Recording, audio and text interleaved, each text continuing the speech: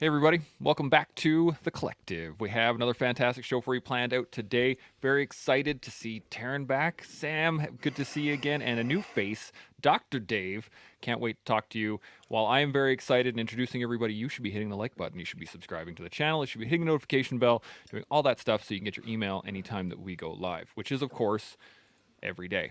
Now, if you have any thoughts or questions, by all means, put them in the comment section and we will engage them directly, just like this one right here. Winterstorm says, "Good morning, coaches and the collective, and anyone watching later. Earn today, pick up the pace," just like Shaun's mug there. Fantastic. Yes. So, before we get into the conversation or the questions, any thoughts? Or actually, before I do that, Dave, why don't you give us a little rundown? 30, 45 seconds, who you are, where you come from, all that good stuff. Okay, my name is Dave, and I came up as a Dave Raschuti, and there is a doctor in front of it, but I prefer coach. I think it's actually a much more respectable term, in my opinion, than the doctor. Let's see, I came up as a Marine, so 0311 infantry. I went to college for a year after high school, hated it, left, joined the Marine Corps. While I was in the Marine Corps, I learned and decided that college was awesome. So as soon as my active duty was up, I went back to college and decided I was never going to leave. Then, on that bright sunny morning in September 2001, everything kind of changed. And so, I realized that this conflict after a little while, that it was going to go on for a while. So I decided that I would finish what I started. And so I did. I stayed and completed my doctorate from Boston University. And then in 2006, I went back to work for the Army, but this time as a contractor initially, and then ended up being a civilian employee here at Fort Jackson at the Drill Sergeant School for about 4 years. Then I went up to Fort Bragg, where I was at the SWIC, so the Center for Special Warfare Center and School. And then eventually I got called up to the pros. And so I was at a Tier 1 unit for a couple of years as a Green Team cadre and tactics instructor, and ran their pro def.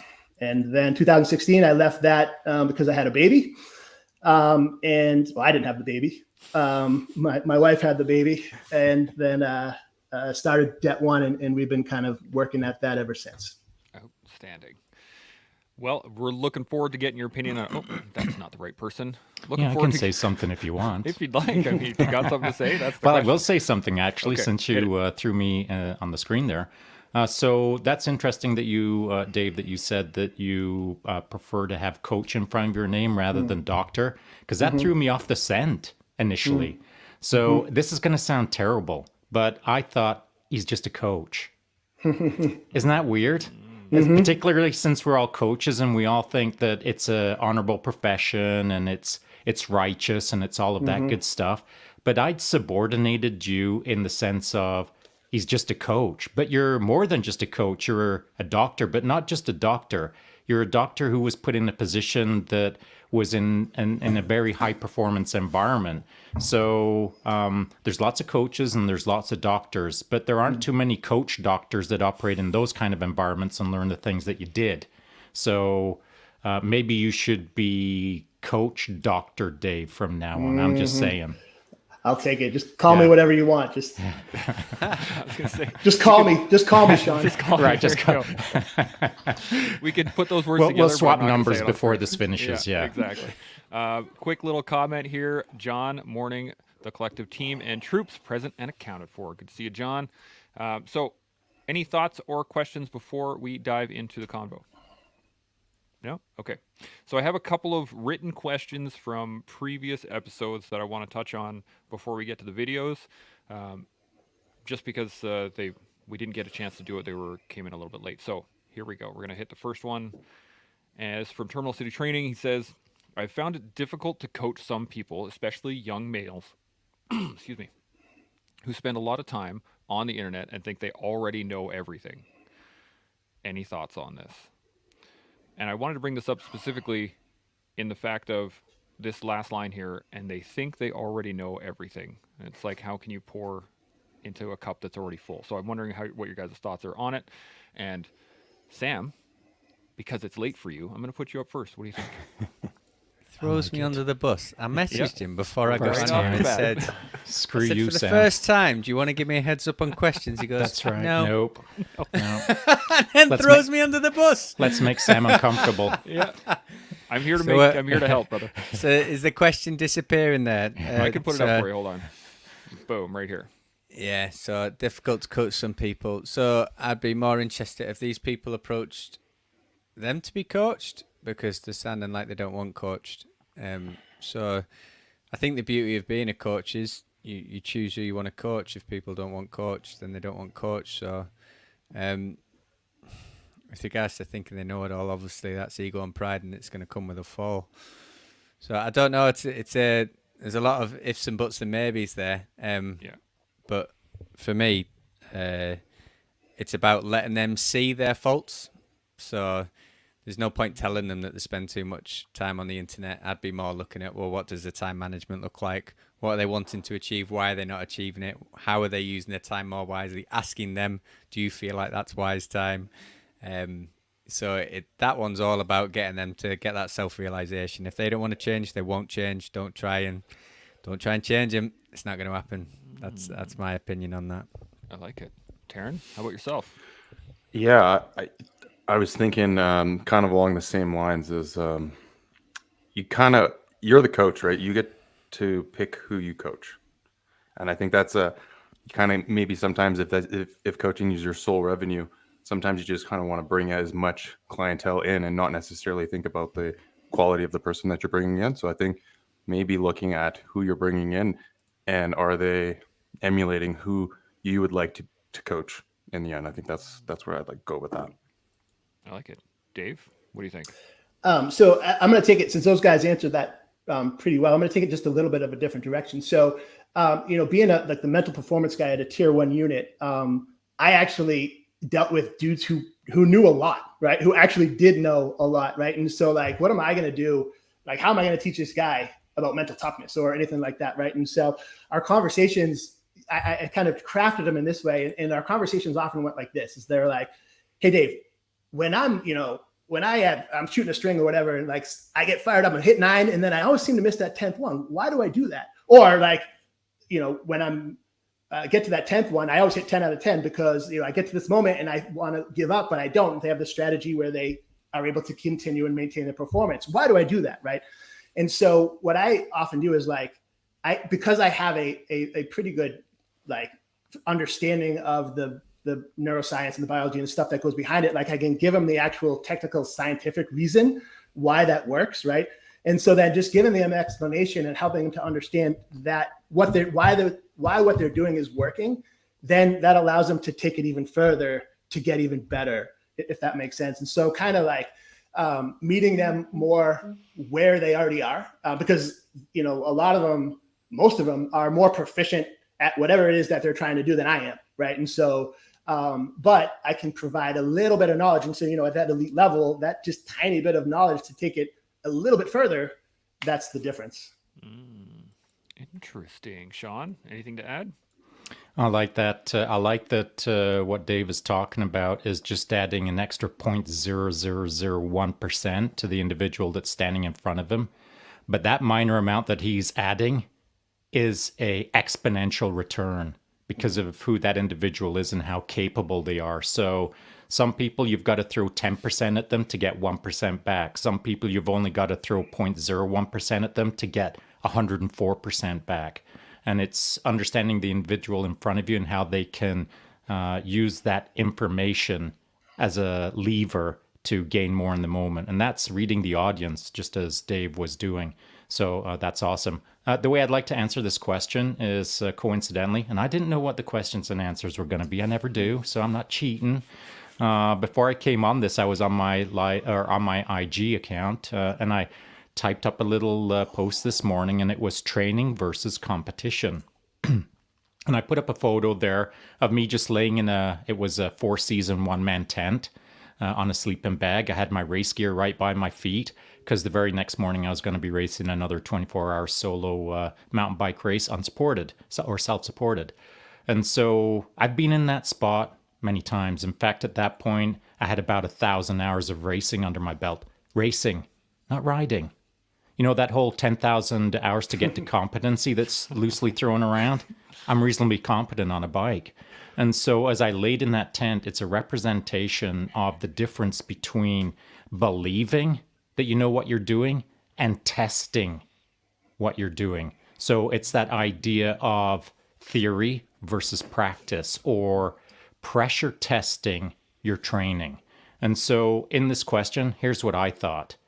Well, everyone's got ideas, especially as young males. I had lots myself, and most of them were wrong. And how I learned how wrong I was to be pressure tested.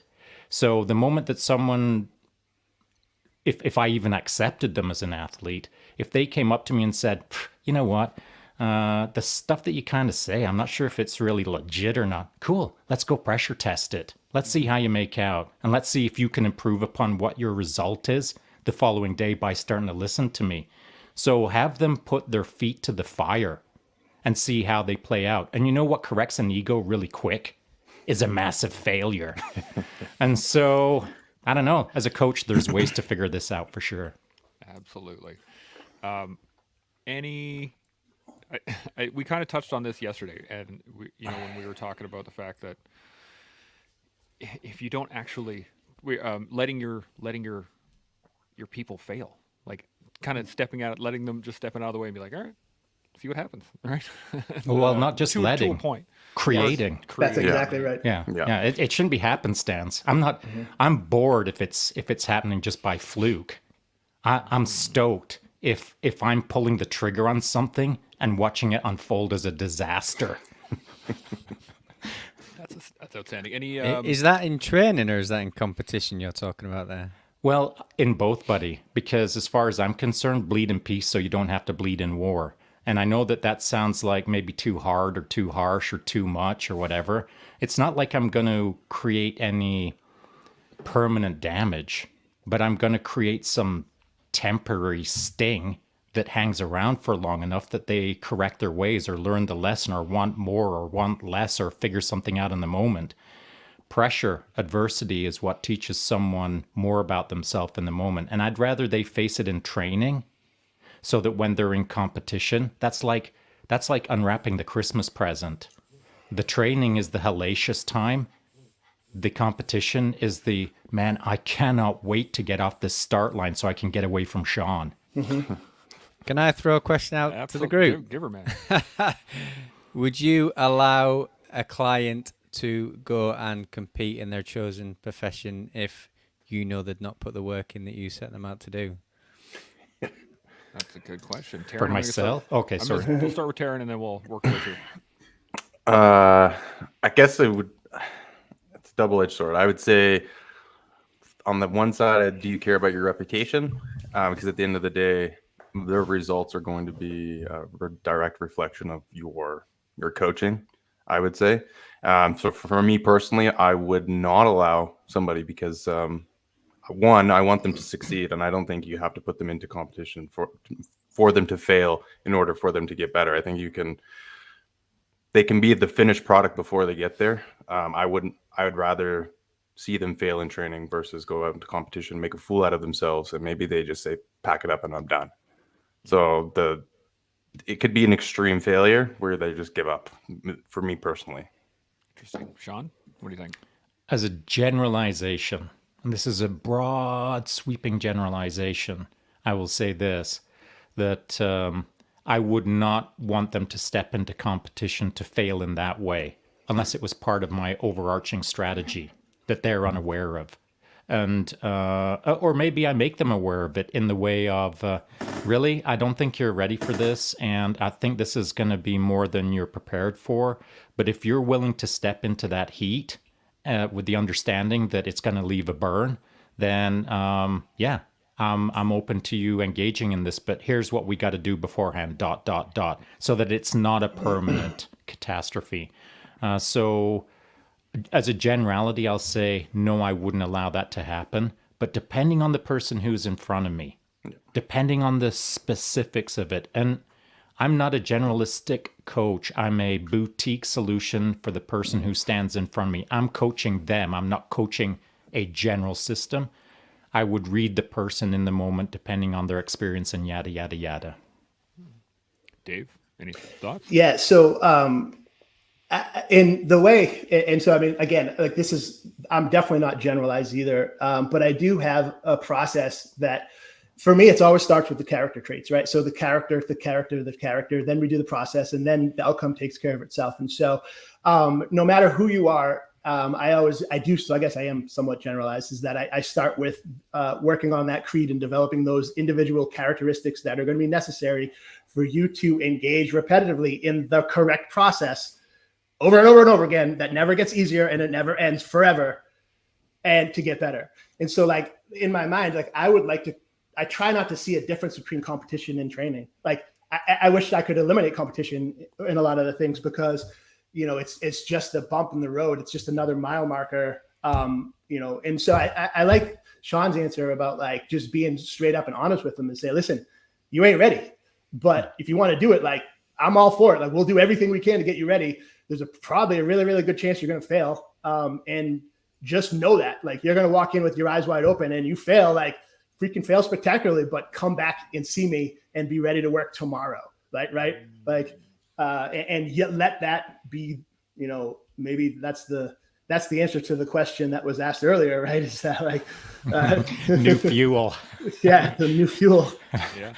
Sam, what are your thoughts on it? No, it's you good. asked The question, yeah. but I want to know your thoughts on it too. Yeah, I'm probably similar. Well, I guess it'd be, yeah, for me, it's to do with character as well. So if they've worked hard, the result, I would be happy putting someone into competition, knowing that they weren't going to win the competition because they were better people, but I know that they've put the work in to grow from the experience and to learn from the experience, and I've definitely seen that in action. With regards to if I was maybe struggling with their discipline and their ego, that would be a hard one. So are you putting them into competition to watch them fail, for them to realize that they need to work better? Now, is that right or wrong? That's up for debate. So I think it's a good tool. I think it's a tool that you can use. Could be. Yeah, I think it's a tool that no one should ever deny themselves as a coach. Everything's a tool, and everything has its right time and place. Timing is everything with each individual. So I think it's a tool that should be wielded with precision. Now, I have a hypothetical on this question, because I think it goes into mindset here, is what if you set somebody up for that, right? Like, they're going into competition, you know they're not ready, you've told them, you've had that conversation, like, I don't think you put in the work, I don't think this is going to work. If you want to go for it, and then they win. How do you manage the mindset at that point? Dave, you look like you have an answer ready. So. Oh no. I mean, sweet. Then I'm a way better coach than I thought I was, and then that protects my reputation. And I say, hey, look what I've done with this person who was clearly not good enough. Dude, and you're it was amazing. all me, baby. Yeah. All you. All me. Yeah. No, I mean, I think nothing changes. Again, because I try not to focus and get them to focus on the outcome, right? So we'll just go back and AAR the crap out of it, right? And so they're obviously, you know, because, I mean, you guys know, everybody knows that luck is has a major factor in any success, right? Like, that's at least. And so all we can do is look at what we did right to put ourselves in the position to at least be able to take advantage of whatever lucky breaks went our way. But I think we still go back and look at the character and look at the outcome. I mean, look at the process. And while we got lucky with that outcome, let's not probably do that again. Or let's do more of whatever we did that worked and try to eliminate the other stuff. I like it. Sam, thoughts? Yeah, I mean, I'm sure that happens to quite a lot of coaches. I guess my thoughts would be more kind of assessing then the relationship with your client. Going back to that, you know, if I was working with someone who didn't listen to anything I said, was still winning, that's great. So do you want to stay with that person just because they're getting wins with your name behind them? Or do you actually want to enjoy what you do and go and coach someone who's maybe not getting the results that they're getting, but they're coachable? So it's interesting. I really value my time. So I think people like that might do well in whatever they're competing at that time. Do I think that attitude's going to serve them well in life? Mm-hmm. Probably not down the road. So take their wins and their glory while they get them. But I'd rather focus on people that want to be coached. So that would be my opinion. Yeah. Taryn, any other thoughts?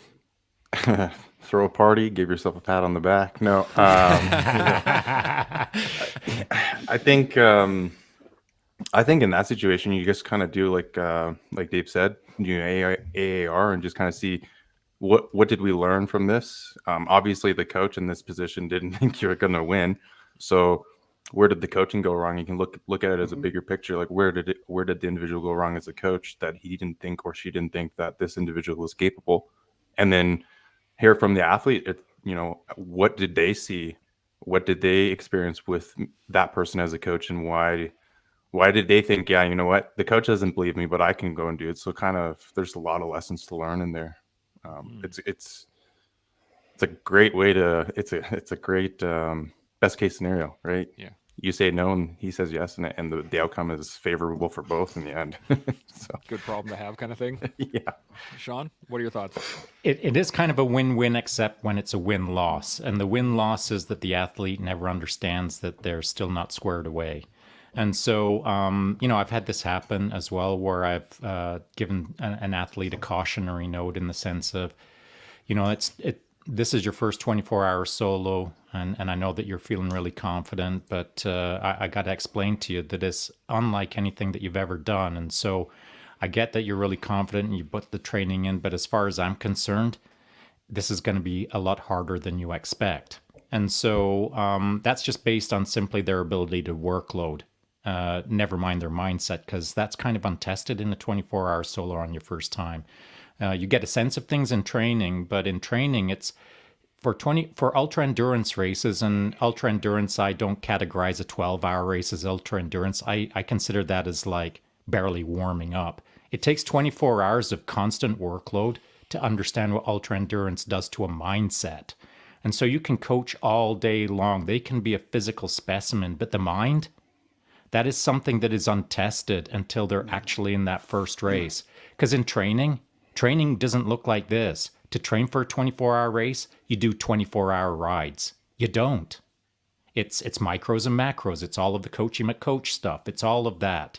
But the first time someone enters into a 2-4, they're still trying to figure a lot of things out about themselves. Now, my job as a coach is to be able to look at that person through the process and understand their mind that they don't even understand themselves. And so if I say to someone, as a cautionary note, I'm not sure if you're ready for this. Are you sure you want it enough? So through that process, I'll get a sense of whether they want it or not. And if they really, really want it, I might say, let's do that. Knowing full well that they're going to fail in their mind. And that's a good thing from my perspective, because that collateral damage out of that failure is what's going to allow them to then decide, am I in or am I out? Do I really like this? Do I want to learn? Do I want to get better? Do I want to understand my mind as I position it? Do you want to understand how your mind works now? Let's get to work on that. So a failure, in my opinion, is not a bad thing. If an athlete thinks that they're going to be first on the podium, if they're 33rd, that's not so bad for me. Yeah. I just have one real quick. Absolutely, Dave. I know we got to move on to the next question, but so, you know, I was involved pretty heavily in selection. And so one of the things we're really good at was creating environments and events that get people to run out of themselves, right? So what I mean by that is that, like, and now we're talking some really elite performers that, you know, by the time they've come to us, they've done a lot of stuff, right? And they've had a lot of success, a lot of failures, but a lot of success. So some of them have had nothing but success.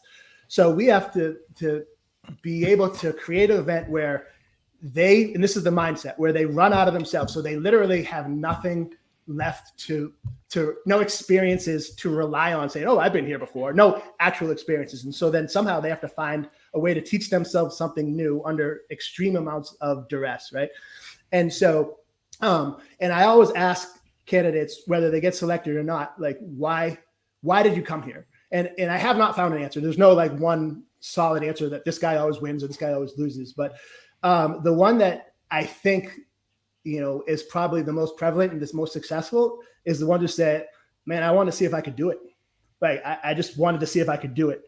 And to me, that's the internal locus of control, right? So that's where the motivation comes in. And so like, it has nothing to do with the prestige or the mission set or anything like that. It's just, this was the next thing. I've challenged myself, and so far I haven't found a challenge that I haven't been able to succeed at yet.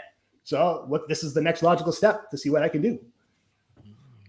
I like that, because as a coach, that's how I designed my coaching when I was coaching high performance athletes. I designed it with that as almost my number one goal, was to understand how they like to adventure, how they like to challenge themselves, how they like to step into the unknown.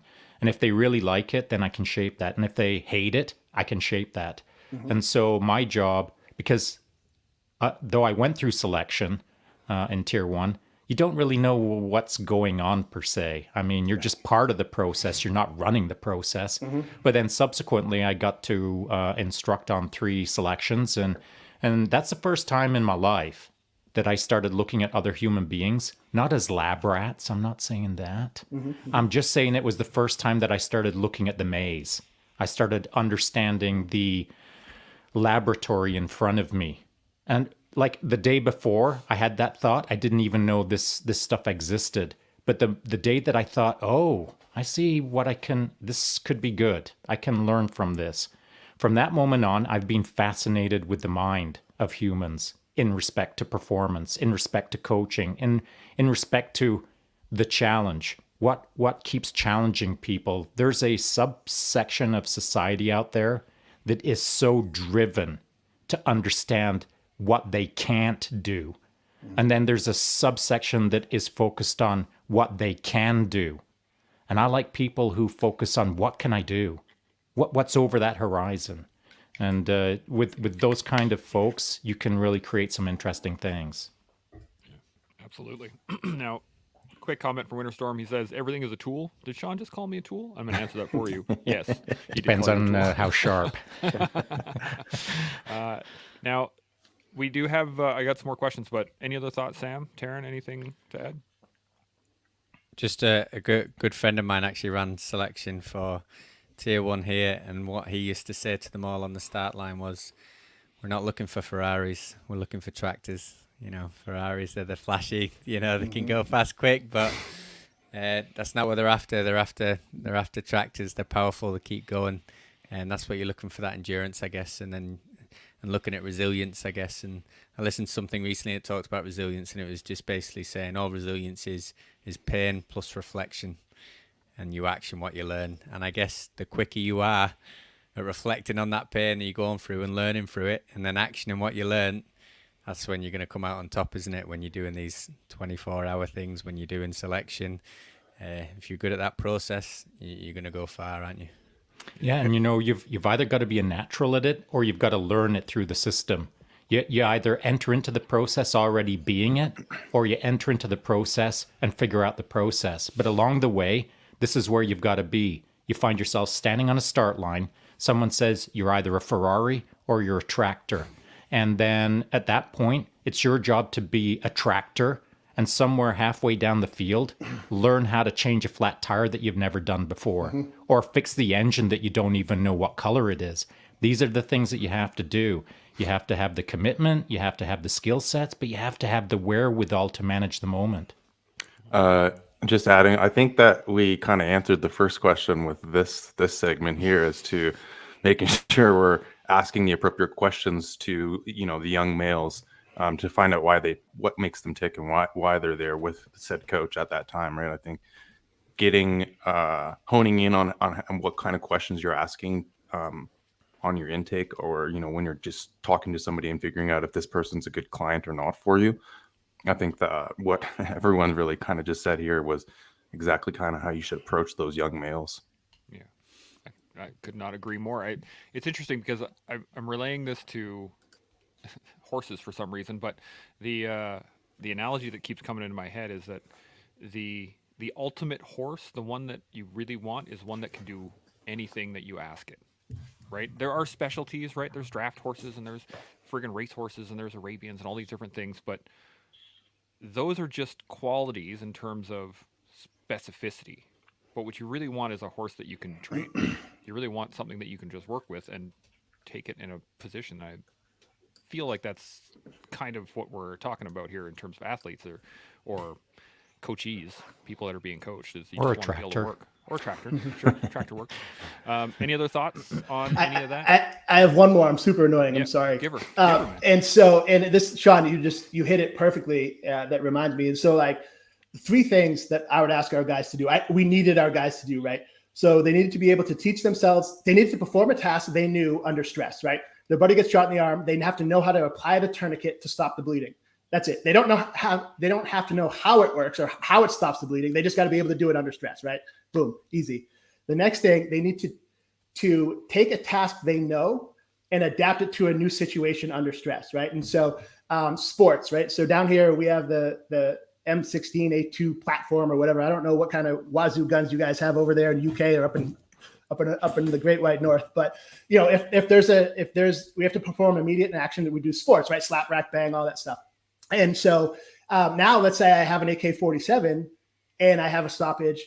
How do I do it? Because the actual technique of sports is a lot different on that weapon. But if I understand what sports is trying to do, right? See if I have any ammo, see if there's a blockage, whatever, then I can now apply that to this new weapon platform, right? So I'm taking a task I know and I'm adapting it to a new situation under stress. Boom. That's the next level. And then finally, this is the level that Shaun was talking about with the tractor, is that I need them to teach themselves something new in a totally different situation under stress, right?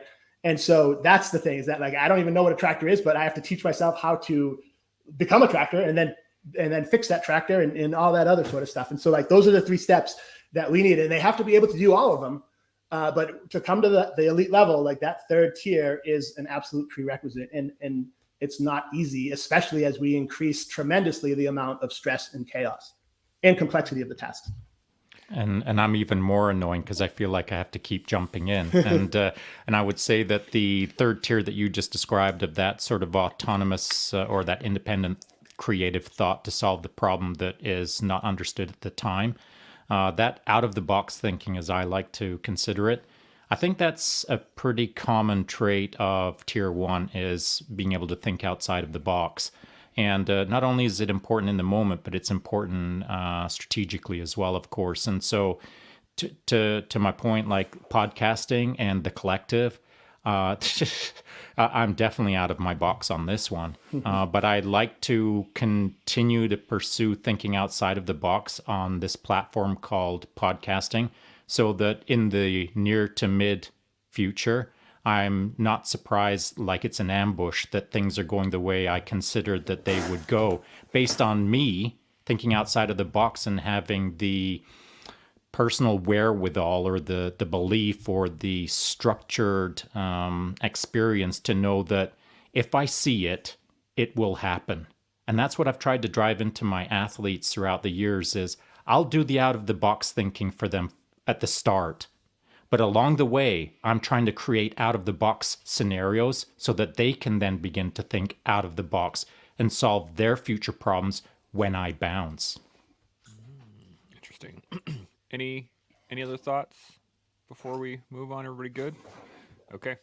Let's jump into the next question. And it does apply to what we were just talking about, so I think this will be a good addition. Let's just put this up here. Here we go. Where are we going? There we go.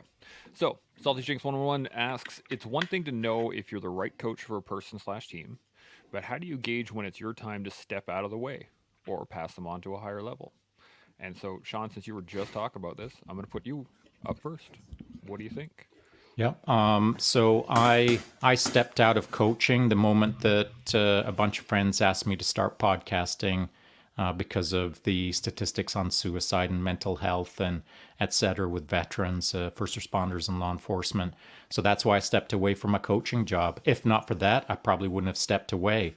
And I think I would have stepped away if I was bored, which I wasn't, or if I was uninspired, which I wasn't, or if I'd lost my passion, which I wasn't. Passion for me is probably the most important aspect of the things I just named. If I'm still passionate about the thing that I'm doing, I'll do it until the day I die. But the moment that my passion starts flagging, then it's time for me to start looking around the corner that I don't know exists. And so that's an important thing as a coach, is to maybe use the gauge of passion each day in your quote unquote job, or I call it a calling more correctly. But there is the flip side to that coin, and that is you might have passion to continue in that job as a coach. But if somehow you've found yourself surrounded by athletes who are not passionate, that's your own doing, really.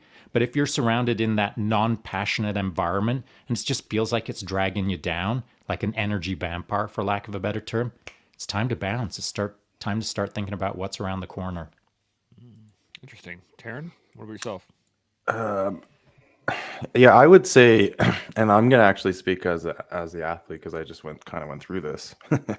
I think as the athlete, you're going to know whether or not you have anything left to learn from your coach, or if you've learned everything that this individual can offer you. Because there's levels to everything, right? So for myself, I just switched coaches, and it was nothing other than, I just felt like I wasn't going to grow any further with my previous coach, and I needed to get to the next level. So I needed to look for the next level. So I think if you have the right athletes, I think they're going to tell you themselves, is where I'm going with that. That's a great thought. Dave, how about you? So like when we're talking about coaching, for me, again, it's like, it's not a specific actual like technique, or, we're talking on the mental game. And so I personally, I have the different tiers here, by 6 things, by 10, by whatever, but I always like to start with 6 because, even though I could sell more, but then there's so much work that has to be done by the individual. And, me keep being in their ear. Like for me, like I'm not an accountability coach. Like I don't want to be that guy. And so like the kind of athletes or people that I want to work with are the ones that can take 6-10 sessions and, take it from there. Right. And so, I have a level of development called Building the Warrior. And so the second one, which is the student, is the coachability is kind of the ethos of that, or the essence of that skill. And so, those are the ones where I tell you something because I have a limited time. So I tell you something like tomorrow, you should come back to me and have a gazillion questions because you went home, you Googled it, you looked it up, you thought about it. And, then you take ownership, and that keeps me accountable as a coach. But if that's not happening within, 6 sessions, if it's still not going on, then it's not going to happen at all. And so I like to keep it short by default. And then if I feel like there's still value to be added, then cool. But if they're not doing the work on their own, like my job is to coach myself out of their laps. I like that. Sam, any thoughts to add? Yeah, mine kind of echoes probably more, what Shaun's saying about passion, and I can relate to this in the fact that I had a PT company for a few years, and I found my passion was all to do with mental health and mindset, and I had zero interest in aesthetics. I was training people because I knew that the physical aspect was a great part of being mentally healthy. So but that's not why a lot of people come to PT. It's because they want 6 abs on the stomach and all that, and the aesthetics. And I used to say from day one, I have no interest in that. If you're coming for me for aesthetics, you've come to the wrong coach. So I used to send them away from me very quickly if that was their kind of goal. Like looking good would always be a byproduct. But for me, I ended up that much into the mental health thing that I just went, do you know what, actually, I have lost my passion to train people in the gym. And I stepped away from that business, and that's why I went into the kind of the mentoring and the mindset coaching and the welfare stuff, because that's where my passion was, in the mindset stuff. And I don't want to call myself a life coach, but I am more interested in people and why they think the way they think. I'm not really coaching people now to be elite athletes. That's not my thing. And the same with BJJ, although I've got me 2 different black belts. I'm sure I could open up my own gym, but I enjoy BJ. I only coach one person in Brazilian Jiu-Jitsu, and it's someone who I enjoy coaching, so I can go and still enjoy my time there. I don't want to turn that passion into a living as well. So I don't really coach Brazilian Jiu-Jitsu, although I would say I'm qualified for it. I've done that martial art since 1996. But my passion is in mental health, so I'm staying in my lane with the mental health side of things. So I like that. Any other thoughts? Yeah, that's an important point that Sam just raised. Know your lane, and I don't mean that in a negative sense. In the sense of, bro, don't step out of your lane. Like, you're way too out of your lane. I'm talking about knowing your lane and being happy in your lane and loving your lane and knowing that it's the right lane for you. I feel it like Sam myself to some degree. Nowadays, I'm less interested in peak performance as a athletic specimen because like I just did it for so long. It's not that it bores me, but it is less interesting to me than someone's mind. I love the mindset. I've always loved the mindset. Right from the time I could spell mindset, I've loved it.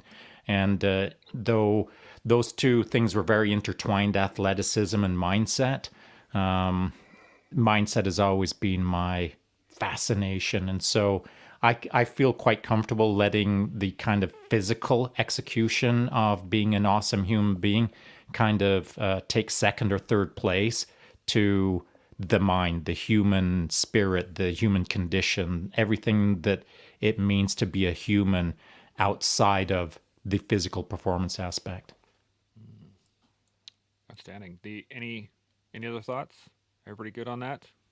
Okay, let's move on to the first of the video questions. Now we're gonna kind of shift gears a little bit on this one, but I do want to get your thoughts on it because I think it's an interesting question. So here we go. Good morning, coaches of the collective. Corey McGregor here. Question for you. What makes you the best coach that you can be? What makes you better than other coaches in your particular fields of expertise? And what do you do outside of your coaching that makes you a better coach?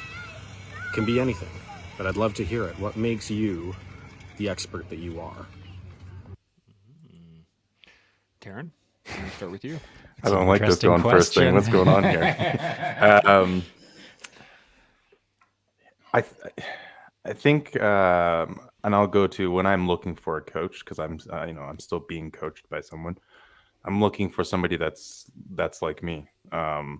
So I think on the other side of that, I would say for myself, it's important that you are living and breathing what you're trying to coach. Because if you're not buying into what you're actually coaching and doing it yourself, nobody else is going to. So I think being an example of what you're trying to coach, so being coachable yourself, really being that person that you're trying to coach, I think it's important. And that's something that for myself as a coach, I've kind of had to process and kind of understand is more people are going to come to me to be a coach to get coached by me if I'm showing them that I'm doing the things that I'm actually going to go out and preach to them and ask them to do. So I think it kind of comes back to basic leadership, right? If you're out there willing to do the things that you're telling everybody else to do, they're going to follow you. And if you're not willing to do that, then they're probably not going to come to you as a coach. I like it. Sam, what about yourself? For me, I live what I preach. I have a hunger to grow constantly in what I'm doing. You know, I know I'm non-judgmental and empathetic to others, so because of those factors, I can talk to people on their level. So I genuinely believe when I do my day job that I'm the right person in the room that day. Do I believe other people can do my job? Of course they can, but they'll do it in a different way to the way I do it and through my life lessons, which nobody else has because they're my life experiences. That's why I'm the best at what I do. Outstanding. Shaun? That's outstanding. I feel the same way. I don't know what makes me any better or worse than other coaches or special or not. I don't know. But here's how I view myself as a coach. I think I do a pretty good job. And I think one of the advantages I have, to Sam's point, is I've lived a pretty full life. At 60, I've bounced around a bunch of countries. I've done a bunch of things. More importantly, I've met a boatload of people who are smarter than me. The wisdom that I've absorbed, by the way, the wisdom that I've absorbed over here on the collective over the last 252 podcasts or whatever it's been, guest panels like this, every single day I'm getting smarter, getting wiser, more experienced, a better coach, as it were. And so I think one of the advantages I have is my life experience and being able to connect to people on a much deeper level based on having lived a deeper life, perhaps. Yeah, no doubt. Dave, what are your thoughts? I think I have two things. The first is that I'm really, really dumb, right? So I'm not a smart individual. And so like in order for me to figure out complex anything, I have to really break it down into like kindergarten terms to understand it, right? For me to understand it.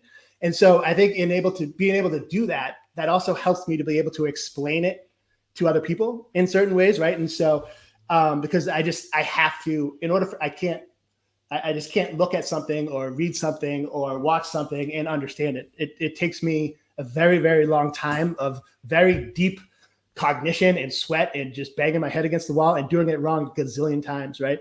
And so I think one of the things that I bring to the table is that like I can take a pretty complex thing and break it down into ways that most people can understand, and I can adapt that to whatever my audience is. The second being is that because I'm dumb, I ask a lot of questions, right? A lot of questions because I really want to understand. And so in order to be like, I can't fake an ego because I'm not smart enough to do that. And so there's no point in me doing it because people will see through it right away. And so I just own my ignorance and ask a lot of questions. And so asking those questions, I learn. And I think the third thing is I have a 7-year-old daughter, and I know the greatest gift I can give her is her seeing me do the work, right? Is being the example. So she knows her whole life. She knows that I woke up at 4 a.m. I'm in the gym by myself. I come in and I'm sweaty, I'm gross. And, she sees everything that I do. And my life goal now is to coach myself out of her life. Right. And I know the best way I can do that, even if she doesn't understand yet, she's learning by watching me. And so that's kind of, that's how I make myself live the lifestyle, I guess, that I try to enforce and coach. Absolutely. It seems like, you're all talking about kind of the same thing in that you got to know yourself and then you got to live that self. And that makes you a better coach because you're doing that. Is that a fair assessment on that? Yeah. And you know what, Dave, maybe your life will play out a little bit similar to how mine did. So not too long, I've got 2 boys, 18 and 19 years old. It's not a common thing. It doesn't happen every week. It doesn't happen every month, but I'll hear it a handful of times each year for the last 3 or 4 years as my boys got older and started understanding the delineation between their dad and other dads. Yeah, and it's not that I'm an amazing dad. I'm not making that claim at all. I'm with you. Yeah, all I'm going to say is my life is different than other dads per se. And so my boys started kind of saying this. When something would happen and I do something that might be semi-impressive, my boys would just say, yeah, but you're Shaun Taylor. It's easy for you. I mean, have you ever heard that before from other guys or whatever? And I always, my daughter asks me questions like that, and I just say, honey, we ain't the same. Like, that's me and that guy, we ain't the same. That's right. That's it. We ain't the same. We're just different people. Yep. We ain't the same. He ain't like me. Yeah, that's right. Like it. Any other thoughts though? I got another question lined up here. Unless you guys want to dive in. Yeah, I think one other thing is just this is a good example this week itself. Any good coaches out there would be tuning in to listen to what all the other coaches this week have been talking about to better themselves. Agreed. I think one of the biggest characteristics maybe that I've noticed and that we kind of all touched on was not having an ego in the sense of projecting it on other people. So willing to sit and listen to 3 other people or 4 other people talk about something that you might not necessarily see eye to eye on, but being able to have that conversation and grow in whatever direction that goes. This is a good example of a week where coaches should be growing. Absolutely. Just on that as well, just literally last week I was working with some former tier 1 guys and former pro athletes for a multitude of people. And it was great to see at the end the feedback that the tier 1 guys give and pro athletes was, we're all going to hear what you've learned, but this is what we've just learned from you. Yeah. This is our takeaways. I'm sat there going, that's good. I like that. That's how good. I like it as well. Yeah. And what Dave said, Dave reminded me of a quote I heard the other week as well. Questions are free. Knowledge is key. Ask as many questions as you can. I like that a lot. And for those wondering, from Shaun's earlier thing, it's day 252 today. It is. So we have Wow. had 252 podcasts this year on the collective. Shaun is sitting at 504 right Yeah, now. well, So, I'm way over that now with all of the other independent and then- podcasts yeah, as well, of absolutely, course. Yeah, just yours, I meant, in terms of. But I mean that's an important subject. I mean, Mm-hmm. consistency and frequency is something that every athlete understands if they want to become good at something. But consistency and frequency as a coach is important. You've got to be predictable. You've got to be reliable. You've got to be the thing that they understand every single day to be what you are. And so chaotic coaches or non-process based coaches that are all over the ice with the latest diet and the latest book that just came on the New York bestsellers, all of the crazy things that are going on in the information world right now, where everybody's got an opinion and some of it's based in non-reality. So as a coach, you've got to be consistent and you've got to be frequent with your reliability factor. Absolutely. Any other thoughts before we move on? Okay, so I got another video here, and it's an interesting one. I've never really thought about it, so I'm interested to hear you guys' take on it. I have a question for the coaches about getting injured during competition. What is your take on finishing? So here's my example. I signed up for a half marathon. I did a fundraiser for it, and my wife and I completed it. But at about kilometer 3, I took a catastrophic knee injury and had to limp for 20 kilometers to finish the race. I did, and I don't know to what extent the damage is, but I'm just wondering, what would you tell your athletes during this competition? To resign yourself that you couldn't make the achievement because of the injury and it's more important to heal, or to fight through it so that you do complete your achievement? I kind of get torn morally on this, and maybe it's not even morals, maybe it's either stupidity or ignorance or arrogance, but I'm curious to hear from you heavy hitters out there what you think about this. Cheers. Yeah, this is an interesting question. So I'm going to put Shaun. You're up. All right. So it really depends on the situation. And as a general answer, if it's just me, I'm going to push through. As long as it's not creating permanent catastrophic damage. Like, I've been damaged so many times, it's ridiculous.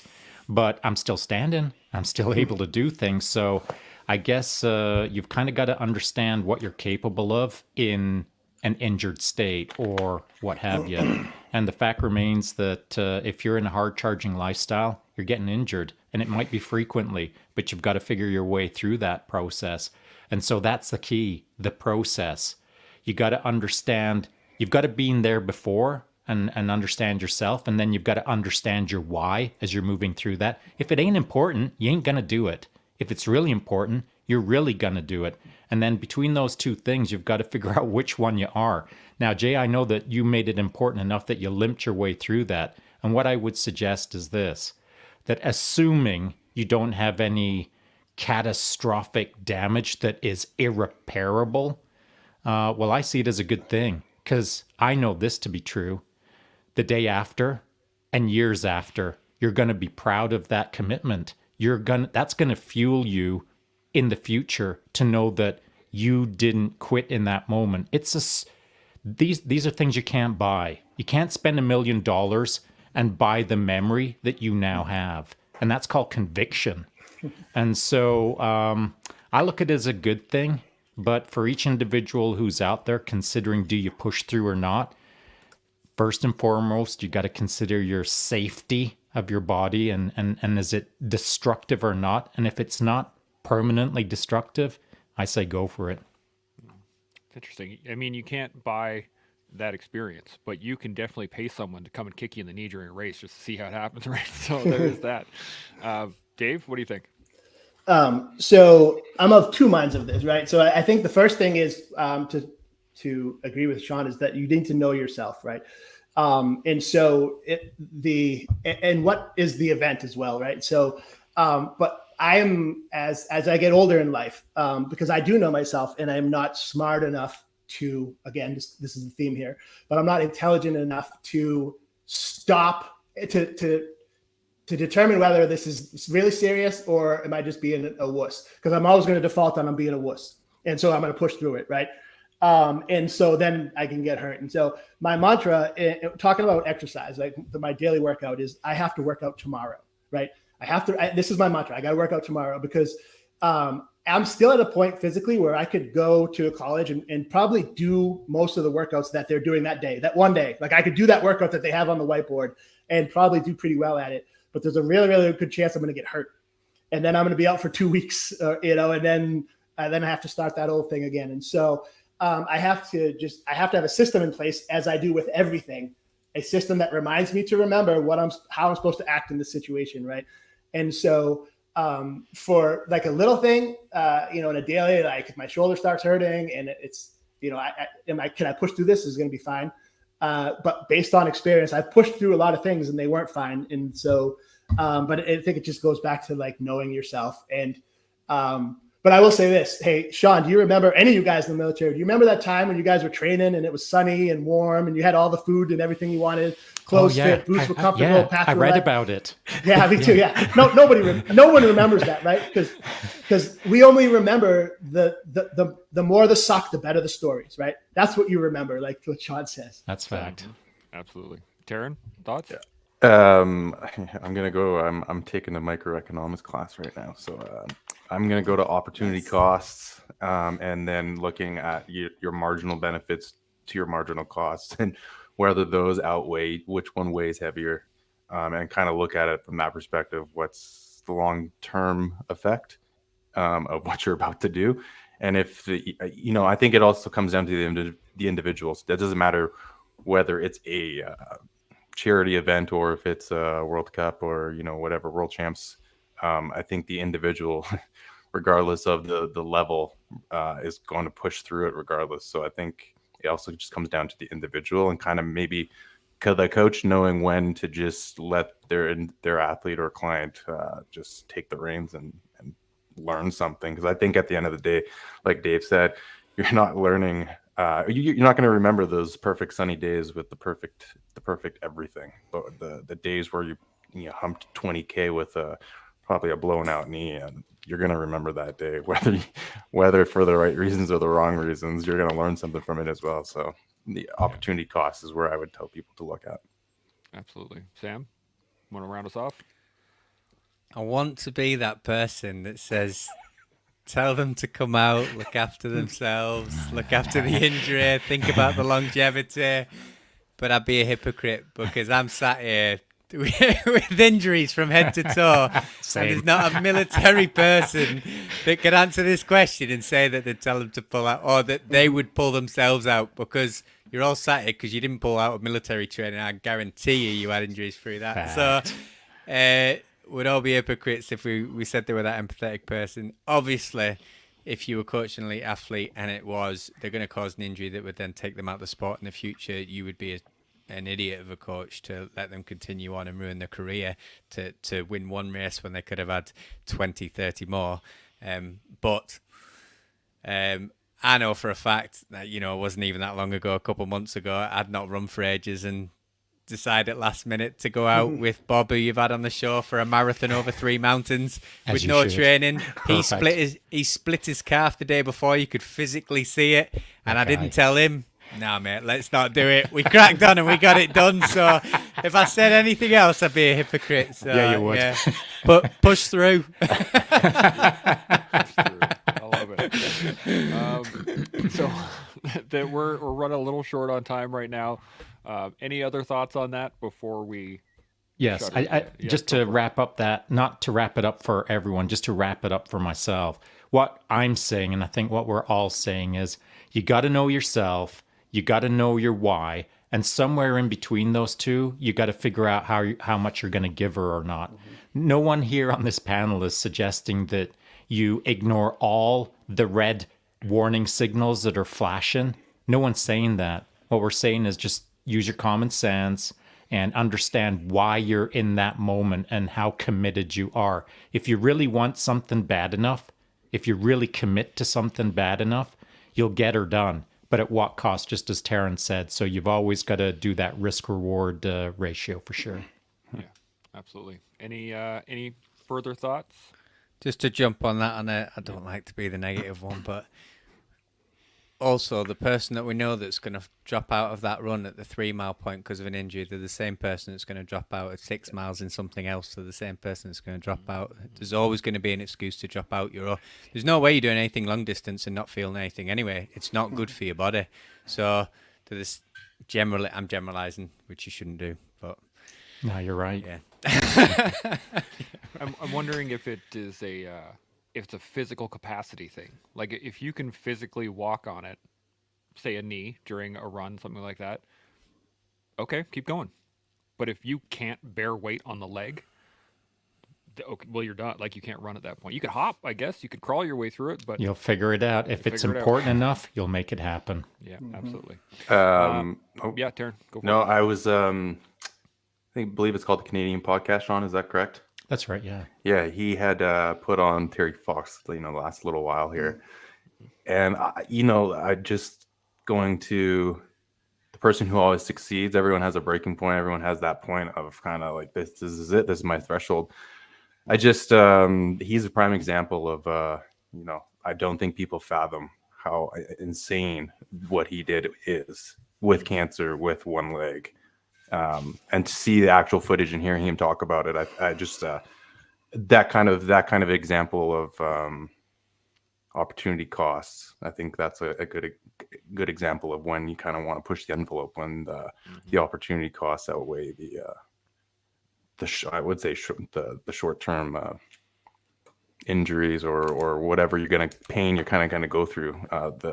The risk has to outweigh or the benefits have to outweigh the risk, I guess. And he just it just brings me to that. That's just, it was kind of crazy. I almost got into tears kind of watching, some of his old footage and seeing how inspiring that was. I mean, well, that's an important thing that we don't have any time to add, but you know what you're talking about? You're talking about a coach and an athlete having a relationship, but now we're talking about an athlete who has a relationship with the world. Yeah. His story. So how much should he have pushed? Well, if he was pushing for himself, an amount. But how much should you push to serve everyone around you globally? You should push some more. Yeah. Yeah, absolutely.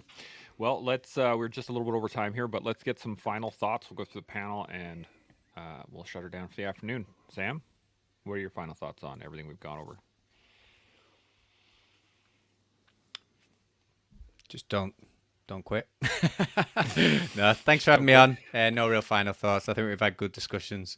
Yeah, don't quit. Push through. I like it. Dave, final thoughts? The only thing I thought of, and I thought of this beforehand, is that the word earned, when we're talking about personal development, should not have a past tense, right? Unless you're talking about just today, but you wake up tomorrow, you didn't earn anything tomorrow, right? So the word earn, when we're talking about personal development, it doesn't matter what you did the day before, the year before, the years before. If you want to get great, you got to earn it every single day. Outstanding. Taryn, final thoughts? Just one little quote that I read today, which is teachers don't make you learn, trainers don't make you fit, coaches don't make you rich. At some point, you have to realize that other people can help you, but your growth is your own responsibility. I think that's what it boils down to. Absolutely. Shaun, final thoughts? I'm going to play with what Dave just said. There's a saying that you'll hear a lot in towards the tip of the spear, and that is earn your seat every day. Every day. Outstanding. Well, I just, again, want to thank everybody on the panel. Dave, Taryn, Sam, everybody. You guys are fantastic conversation. Shaun as well. Not just discounting you, but you're here every day. I do really appreciate the conversation. Has been absolutely fantastic. And to your point, Taryn, earlier, I think just this week has been a massive level up. And I think that if you're a coach or you want to be a coach or just want to do better, this week has been especially important. And I know, Shaun, you used to say this all the time, like every day kind of felt like a level up, and then, every week was a level up, and we don't say it enough, but I think this week has been insane. It's been quite the level up. So I really do appreciate you guys coming in for the conversation. I have no words to describe how awesome this week has been, as well as today. So thank you very much. And as we all learn more about coaching, as we all build upon our knowledge of each other. That allows us to grow into the people that we're meant to be. And you do that with us every day here on The Collective. See y'all tomorrow. Chimo. Chimo.